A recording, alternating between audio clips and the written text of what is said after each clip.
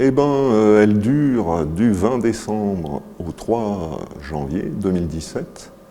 Et puis elle est consacrée à des photos qui parlent de la vallée de Chamonix et plus particulièrement, je dirais, de la vallée, du fond de vallée, parce qu'il y en a quand même une majorité de toutes ces photos qui sont prises depuis le fond de Chamonix, le fond d'Argentière, etc., le fond des Ouches. Mais il n'y a pas de photos d'alpinisme ayant exigé des prises de risques, on va dire, importantes. Non, non, c'est que des photos, on va dire, accessibles à tout le monde. Certaines sont prises en moyenne montagne, au sommet du Buet, par exemple, mais il n'y a aucun... il n'y a pas d'alpinisme dans ces photos-là, quoi. C'est la nature chamonniarde.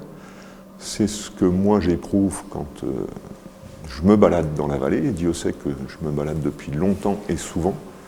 Et donc avec tout ça, ben, j'ai essayé de faire une petite présentation coloriée et calme, apaisante de la vallée de Chamonix. Eh bien, dans cette expo, il y a 27 photos.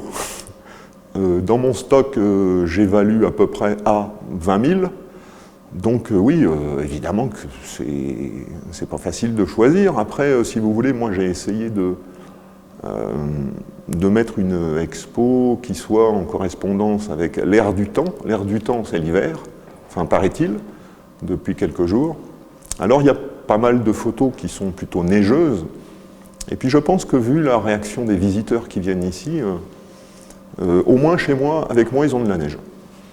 Donc par rapport à la situation générale des Alpes du Nord en ce moment, c'est déjà pas mal de pouvoir regarder de la neige, même si c'est qu'une expo.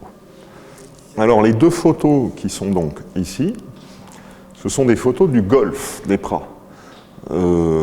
Parfois le golfe est un lieu magique. Et puis donc par rapport aussi au Chamonix de 2016, le fond de vallée de Chamonix de 2016 et bientôt 2017, qui est totalement rempli de maisons, de jacuzzi, de parkings, de poubelles, etc., etc. Le golfe est un des derniers endroits où la nature est encore présente. Alors c'est pas de la nature sauvage, bien évidemment, j'en suis conscient, mais il y a des très belles essences d'arbres sur le golfe, il y a des petits ruisseaux magiques, et moi ça suffit à déclencher chez moi une envie de photographier ce golfe.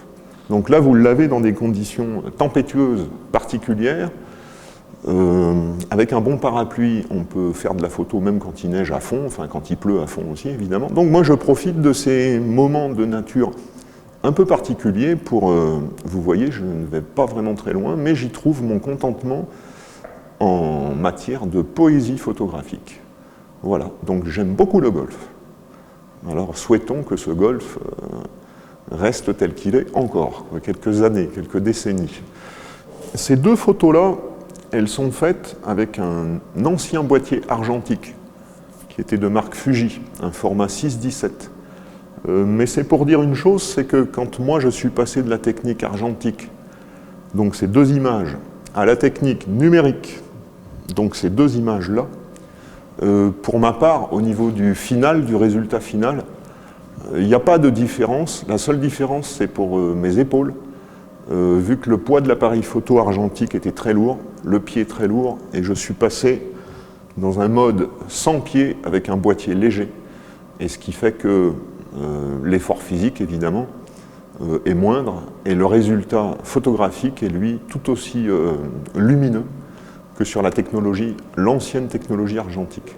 Alors, sur ce format argentique, sur cette technologie argentique, c'était un seul cliché qui était fait à partir d'une diapositive qui avait un format de 6-17, de 60 mm par 170 mm.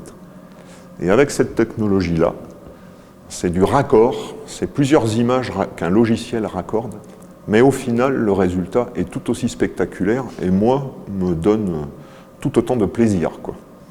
Donc le passage à la technologie numérique, en fait, n'a que du bon.